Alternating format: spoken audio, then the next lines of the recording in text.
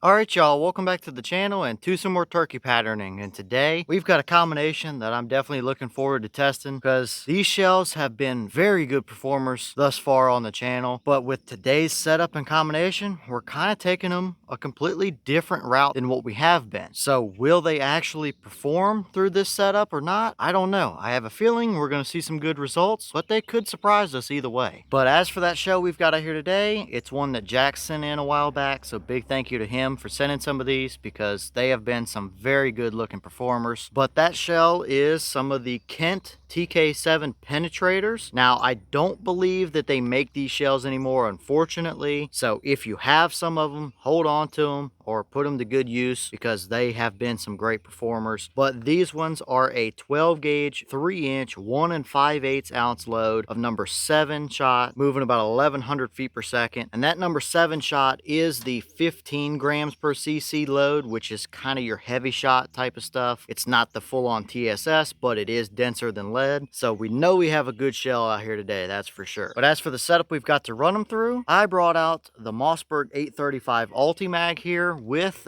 this choke, which is the stock turkey full choke that came with this gun. It's a 710 constriction, and if you don't know, the 835s are an overboard barrel to 10 gauge specs. So this being a 710 is roughly the equivalent of having an extra full in a normal 12 gauge. So this is definitely kind of the opposite of what we've done so far. We've run those TK7s through everything from a 640 all the way up through like a 665, and they've done well through everything we've run them through. This is much more open, and with it being an overboard barrel at that, it's definitely quite a bit different than what we've tested before. So with that open of a choke, that is still technically a turkey choke based on the 835 being an overboard setup and a 710 constriction choke. How well can the Kent TK7s actually handle the much more open constriction and stuff? It's definitely going to be interesting to see what happens. But as for the test today, everything is the same as usual. Turkey paper set up at 40 yards. I've got the chronograph so we can get our velocity. So let's head over here and take this shot and just see what we can get out of these TK7s through a much more open setup than what we usually run them through.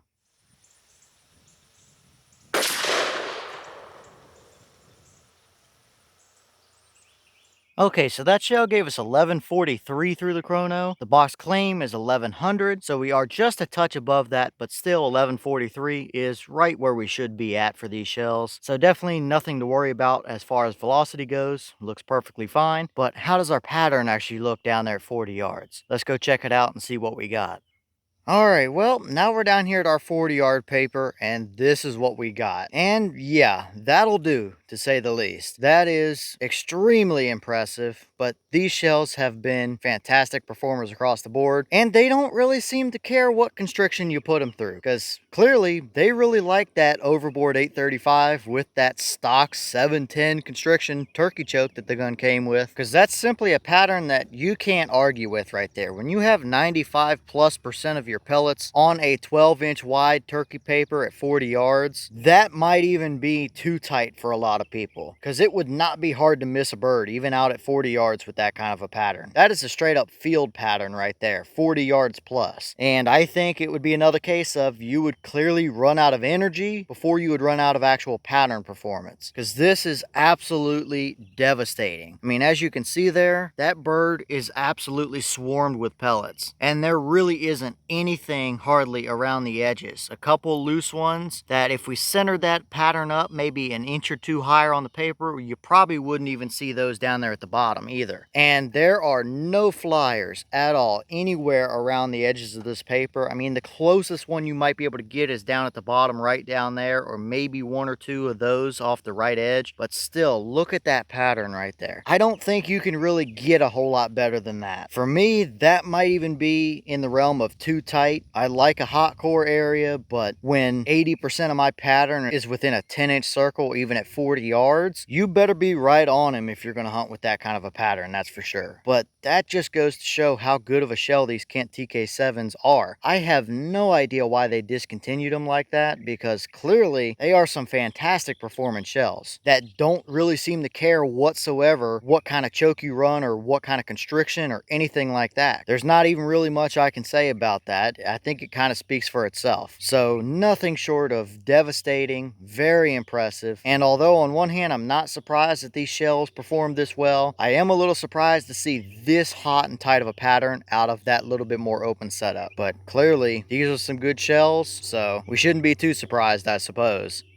Okay, and here's the wad from that shell, and it is one of these low bore contact wads. As you can see, it looks pretty well perfect. There's nothing stuck down in there, no rips, tears, pinholes, anything like that. These wads seem to be some of the best wads that we've tested, especially when it comes to a turkey load. They really don't seem to deform or rip or tear or anything like that, no matter what choke you put them through, because this looks about perfect. I really don't know why more turkey shell manufacturers and stuff don't run these wads, because clearly they can really handle a turkey shell well. So as for this wad, once again gave us a great performance, and there's absolutely nothing weird or strange to see about it, that's for sure. All right, y'all. Well, what did you think about that pattern right there? I think it kind of speaks for itself, really. When you have 90+% of your pellets on a 12-inch wide turkey piece of paper like that, you just can't argue with that. Now, for some people, that's probably even a little bit too tight of a pattern. Even for myself, I really like the way it looks, but I think I might prefer a little bit more leeway around the edges, because that really doesn't give you a whole lot to work with. But definitely, it's still nothing short of an absolutely devastating pattern. And once again, these Kent TK7 shells are some fantastic performers. And although I expected to see good results from them, even going through that much more open of a setup, they really didn't seem to care whatsoever. So if you've got some of these shells left or can find some somewhere, then they are definitely some fantastic performers from what I've seen, that's for sure. But as always, leave your thoughts in the comments. Is that about what you expected to see? Were you a little surprised one way or the other? Have you tested any of these Kent TK7 shells? Clearly the 12 gauge versions are pretty good. I've heard mixed things about the 20 gauge version, but if you've tested any, then let me know your results as well. And is that too tight of a pattern for you? Or is that perfect and exactly what you want to use in your hunting setup? Let me know all that down below. But as for today's results, they speak for themselves. That's devastating all day long. It's a straight up field type of setup. So we really can't have many complaints about that right there. But with that being said, I've got some more testing to get done for you guys, so I'm going to get back to it. As always, we have the channel Instagram as well as the mailbox where you can send stuff if you'd like. All that information will be in the description if you're interested in it, but I'm going to get back to it, so I'll see y'all in the next one.